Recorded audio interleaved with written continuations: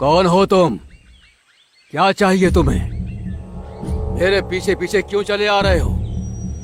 शरीर से तो आप एक योद्धा प्रतीत होते हैं, फिर तो आप अवश्य ही महाबली लंकेश्वर रावण को भी जानते होंगे। ये अनजान का मुझसे क्या संबंध? ज्ञात करना होगा। लंकेश रावण से क्या कार्य है तुम्हें, और कौन हो तुम? मैं तो गरेड़िया हूँ महोदय। नाम हरि है और जाना लंका है। लंका? भला लंका क्यों जाना चाहते हो तुम? क्योंकि मुझे महाबली रावण की सेना में भर्ती होना है। तुम तो एक साधारण मनुष्य हो और लंकेश रावण एक असुर, जिनके पास एक विशाल आसुरी सेना है। जानता हूँ महोदय, तभी तो जा रहा हूँ, ताकि प्रभु लंकेश्वर के सानिध्य में स्वयं को सुरक्षित रख सकूं। क्या कहा तुमने? प्रभु लंकेश? हाँ महोदय, मेरे पिताश्री ने मृत्यु से पूर्व मुझसे बताया था कि एक दिन सारी सृष्टि पर महाबली रावण का ही आधिपत्य होगा। कण कण में रावण का ही वास होगा और हर जगह उनका ही गूंज सुनाई देगा। और देवताओं का क्या है, वे तो सदैव ही उनसे पराजित होते आए हैं और होते रहेंगे। मैं तो उधर ही जा रहा हूँ जहाँ का पलड़ा भारी है, समझे महोदय? अच्छा, ऐसा कहा था तुम्हारे पिताश्री ने। और क्या कहा था लंकेश के बारे में? वो मैं आपको क्यों बताऊं? अरे नहीं, मुझे अभी इसे अपना परिचय नहीं देना चाहिए, वो भी उस समय जब मैं इस आत्मलिंग के साथ हूं। अरे, मैं उसी दिशा में जा रहा था। अच्छा, तो आप लंका जा रहे हैं? प्रतीत होता है आप लंका के निवासी हैं। किंतु ये आपके हाथ में क्या है? अभी तुम नादान हो, तुम इसकी महिमा नहीं जानते। तुम तो ये बताओ कि और क्या कहा था तुम्हारे पिताश्री ने लंकेश की कथा में? और अपना गुणगान कराना तो एक अभिमानी का मधुर भोजन होता है स्वामी। अब वो मधुर भोजन स्वयं श्रीहरि नारायण लंकेश रावण को परोसना आरंभ कर चुके हैं, जिसका लंकेश भरपूर आनंद उठा रहे हैं। हाँ देवी, किंतु उसे ज्ञात नहीं कि वो इस प्रशंसा रूपी जाल में उलझ चुका है।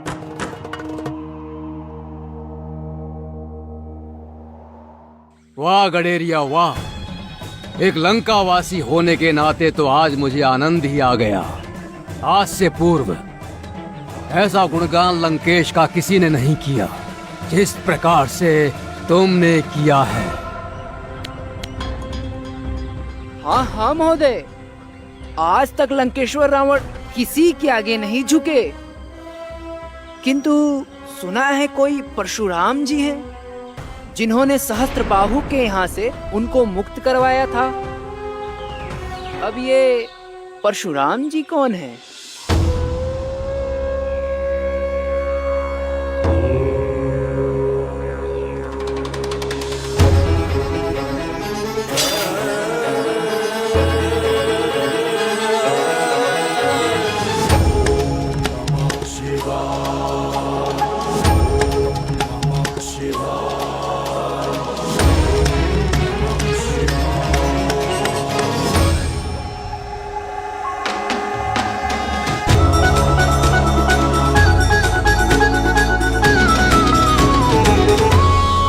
अरे वो तो मैं स्वयं, अर्थात हमारे स्वामी सहस्त्रबाहु के बंदी बनने चले गए थे, क्योंकि उनकी सेना का वो निरीक्षण करते थे।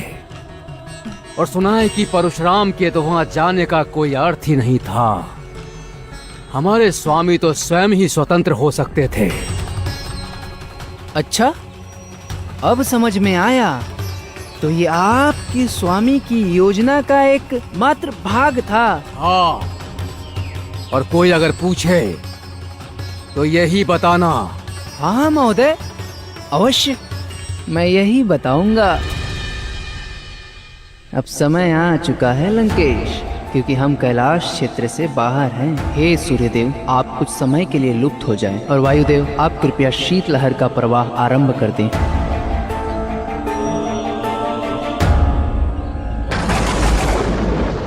अकस्मात ये बादल कैसे छा गए?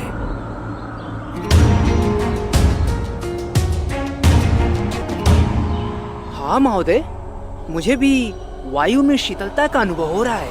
वो तो मुझे भी रहा है, किंतु इससे हमारी यात्रा और सुलभ हो जाएगी। चलो।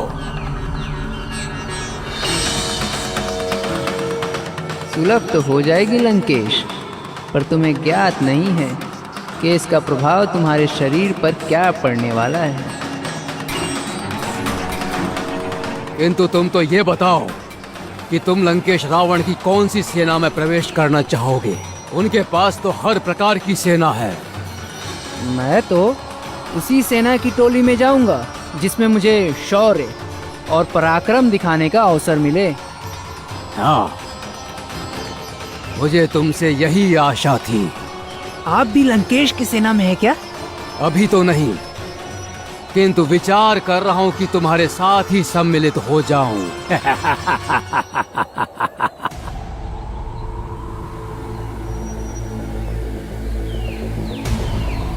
वायु में इतनी शीतलता। क्या हुआ महोदय? कुछ नहीं, चलो।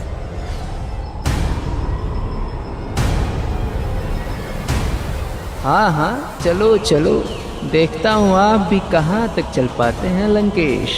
वैसे तुम हो तो एक गडेरिया, एक कुशाग्र बुद्धि वाले, और ऐसी बुद्धि। क्या हुआ महोदय? मैं देख रहा हूँ बीच बीच में आप तनिक व्याकुल हो जा रहे हैं। सब कुशल मंगल तो है ना? हाँ, कुशल मंगल है। तुम अति शीघ्र चलो।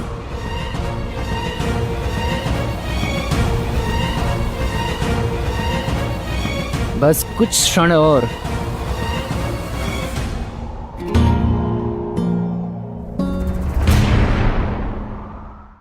प्रणाम प्रभु। प्रणाम माते। मैं तुम्हारी भक्ति से प्रभावित हूं वत्स। इस दुर्गम कैलाश यात्रा को तुमने पूर्ण किया। ये अपने आप में एक तपस्या है। वरदान मांगो वत्स। प्रभु, मुझे मेरे गुरु ऋषि ऋचि की गुरु दक्षिणा चुकानी है, जिसके लिए मुझे आपका आत्मलिंग चाहिए। किंतु परशुराम, महादेव ने अपना आत्मलिंग लंकेश रावण को दे दिया है। तुम महादेव से कुछ और भी वरदान मांग सकते हो। नहीं माता, मुझे और कुछ नहीं चाहिए। मुझे केवल प्रभु का आत्मलिंग चाहिए।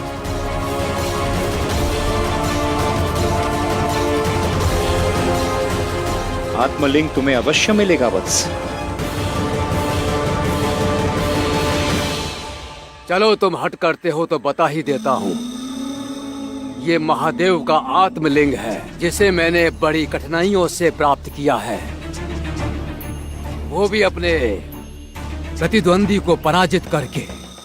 वो फिर तो अवश्य ही ये दिव्य होगा। क्या मैं इसे देख सकता हूँ? ये कोई वस्तु या खिलौना नहीं जो तुम इसे छू लो। कोई बात नहीं, अब कुछ ही समय में तुम स्वयं ही इसे मुझे पकड़ने के लिए कहोगे लंकेश। मुझे खेद है कि मैं महादेव का आत्मलिंग किसी को छूने नहीं दे सकता, इसलिए दोबारा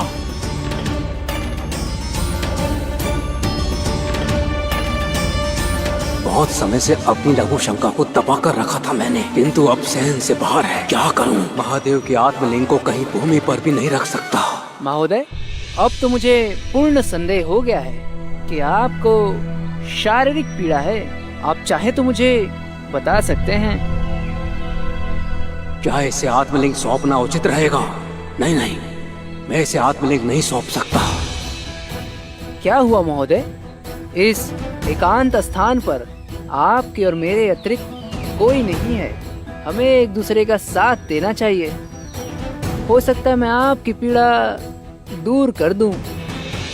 कुछ देर के लिए मैं इसे आत्मलिंग तो सौंप ही सकता हूँ, और वैसे भी मेरे समक्ष इस समय और कोई दूसरा मार्ग भी नहीं।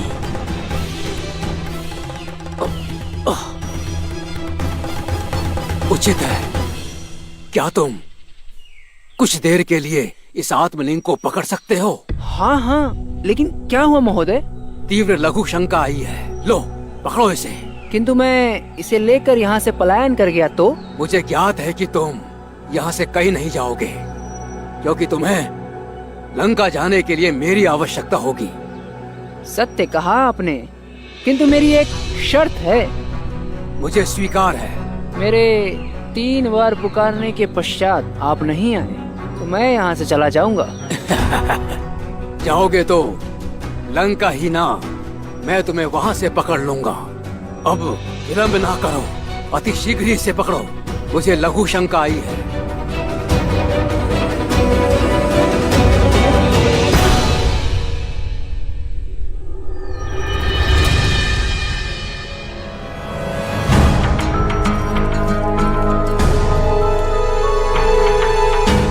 अब मुझे अपना खेल आरंभ कर देना चाहिए। अरे ओ महोदय, तनिक शीघ्र कीजिए।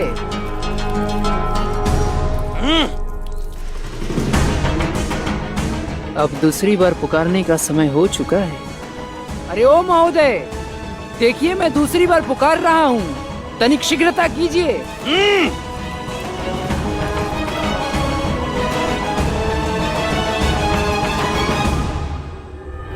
मेरी लघु शंका समाप्त क्यों नहीं हो रही है? ये क्या रहस्य है? अरे ओ महोदय, देखिए ये अंतिम पुकार होगी मेरी। आ जाइए शीघ्र। अवश्य ही मेरे साथ कुछ षड्यंत्र हुआ है, अन्यथा मेरी लघु शंका अब तक समाप्त हो जानी चाहिए थी। ओ महोदय जी, मैं जा रहा हूँ, लंका नहीं अपितु बैकुंठ। और ये रखा मैंने आपका आत्मलिंग।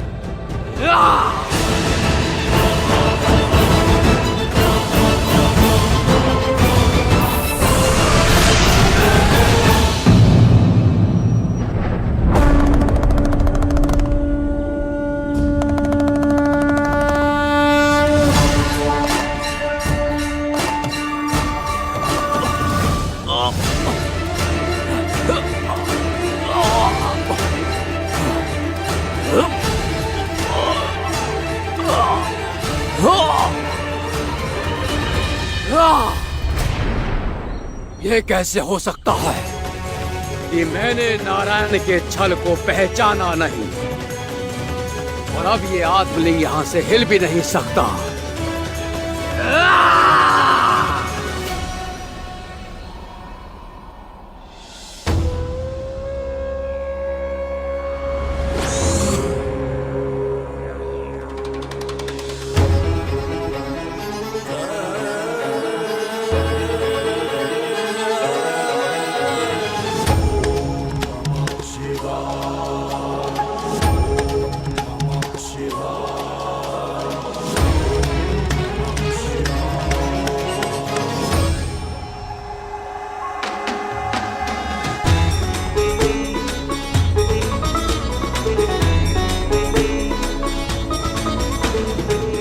धन्यवाद प्रभु, बहुत बहुत धन्यवाद।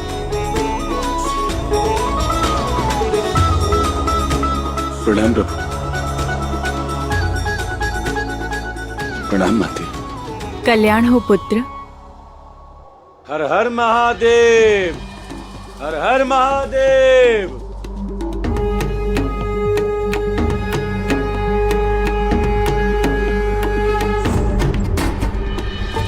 महादेव की लीला भी अपरंपार है। अंततः आपने स्वयं अपने हृदय से आत्मलिंग प्रकट कर अपने परम भक्त परशुराम को दे दिया। आप भी धन्य हैं प्रभु, धन्य हैं आप।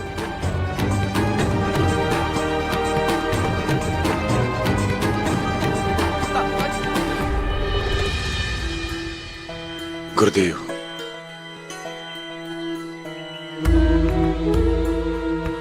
जय शिव शंकर, जय भोलेनाथ।